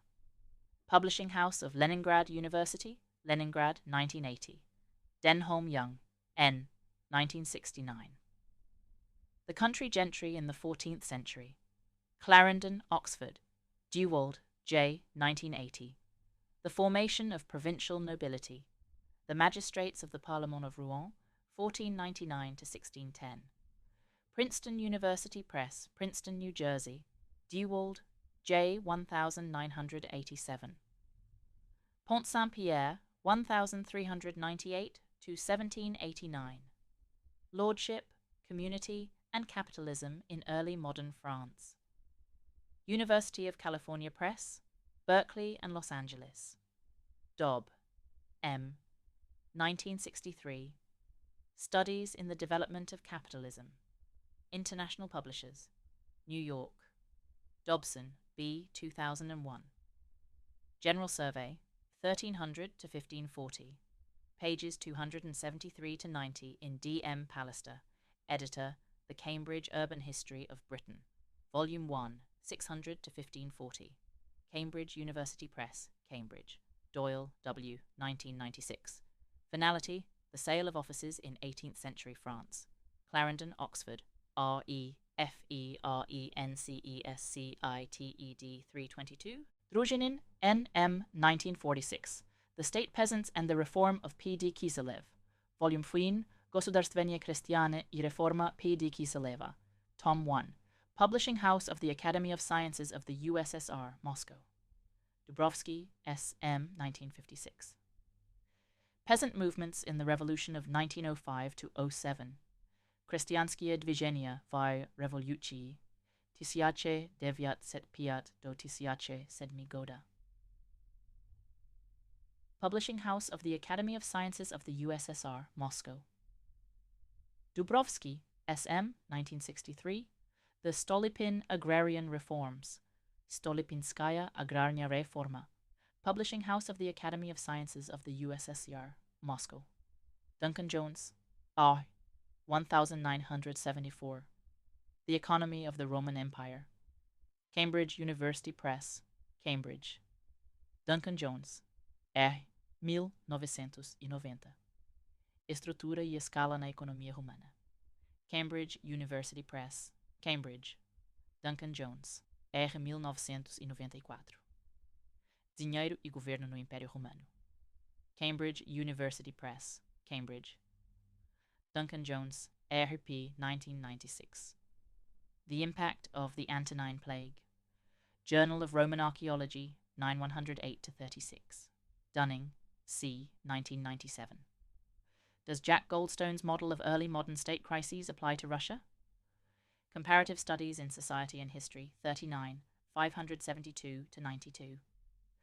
Dunning, C. 1998. The Preconditions of Modern Russia's First Civil War. Russian History 25:119-31. Dunning, CSL 2001. Russia's First Civil War, the Time of Troubles and the Founding of the Roman Dynasty. Pennsylvania State University Press, University Park. Dunning, CSL 2004. A Short History of Russia's First Civil War. Pennsylvania State University Press, University Park. Dupaquier, J. J.N. Biraben, R. Aimtene, C. Pietri, P. Luce, H. Bautier, H. Dubois, A. Yigounet Nadal, C. Klapisch Zuber, I. Sauvy, and E. Leroy Ladurie. 1988. Histoire de la population française. Volume 1, Des origines à la Renaissance. Presse universitaire de France, Paris. Dupaquier, J. J. N. Biraben, R. U. Ten, C. Pietri, P. Luce, H. Bautier, H. Dubois, A. Yigounet Nadal, C. Klapisch Zuber, A. Sauvy, and E. Leroy Ladurie. 1988. Histoire de la population française. Volume 12, Presses universitaires de France, Paris. Duplessis, J. 1985. Les trésors monétaires médiévaux et modernes découverts en France. Volumes 1 et 2. Bibliothèque nationale, Paris. Durnovo, P.N. 1922. Mémoire, Zapiska. Krasnaya Nov 6195-97. Dyer, C. 1980. Lords and Peasants in a Changing Society. The Estates of the Bishopric of Worcester, 680-1540.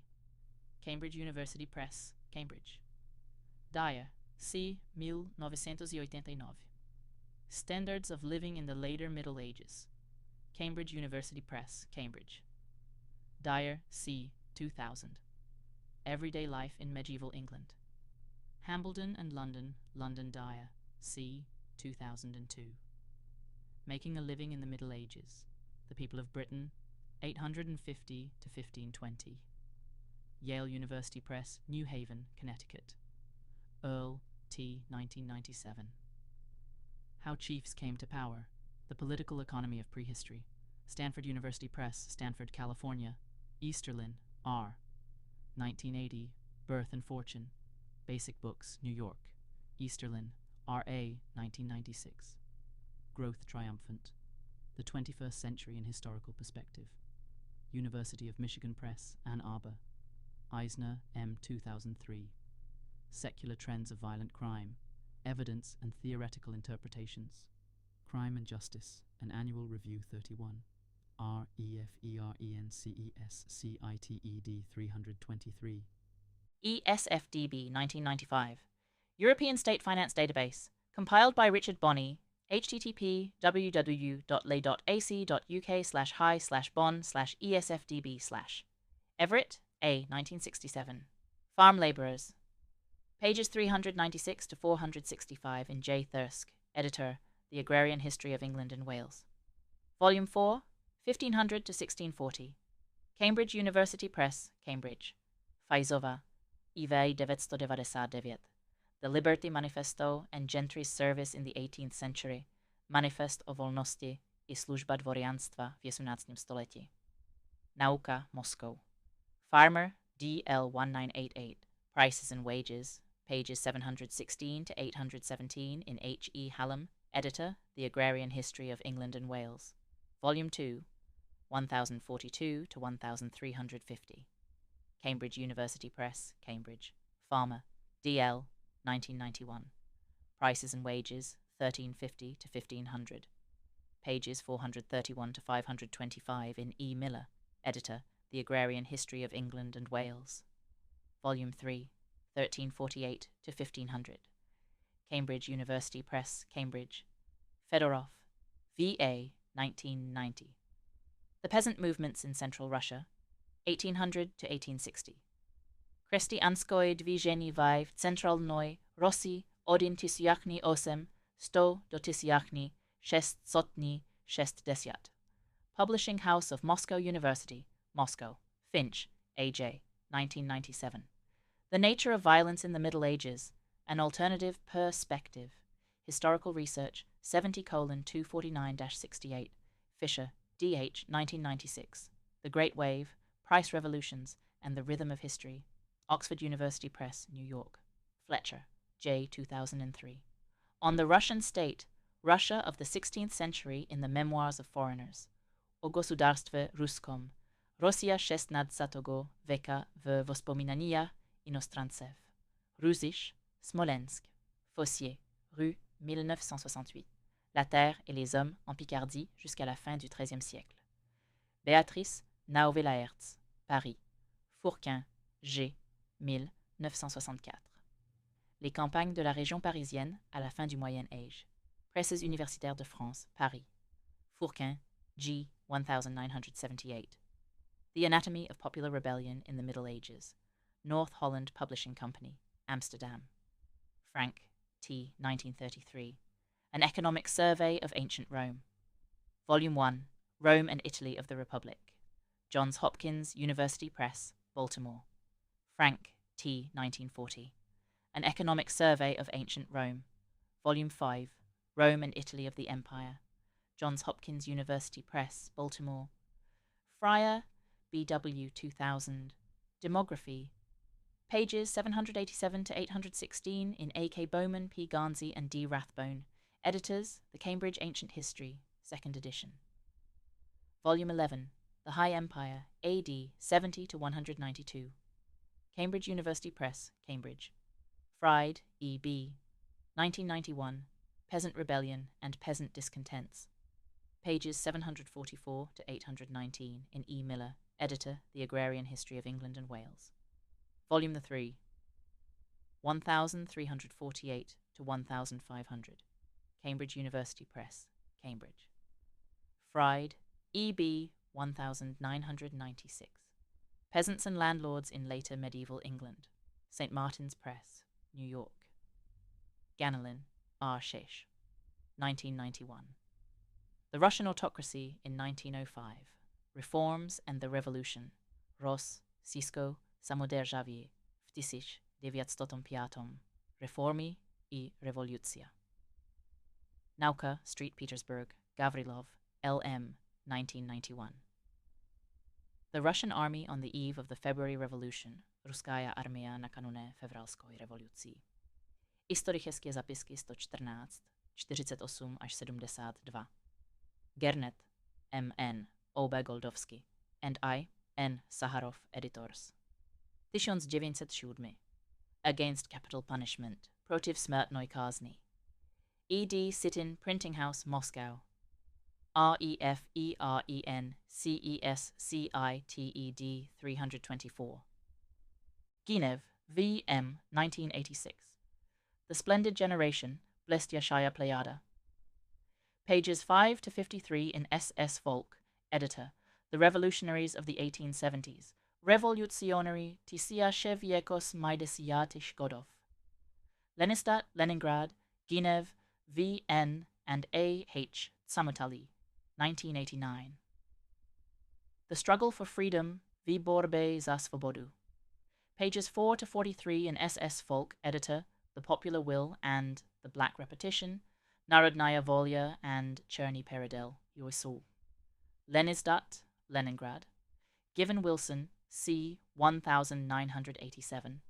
The English Nobility in the Late Middle Ages, the 14th Century Political Community. Routledge and Keganpaul, London.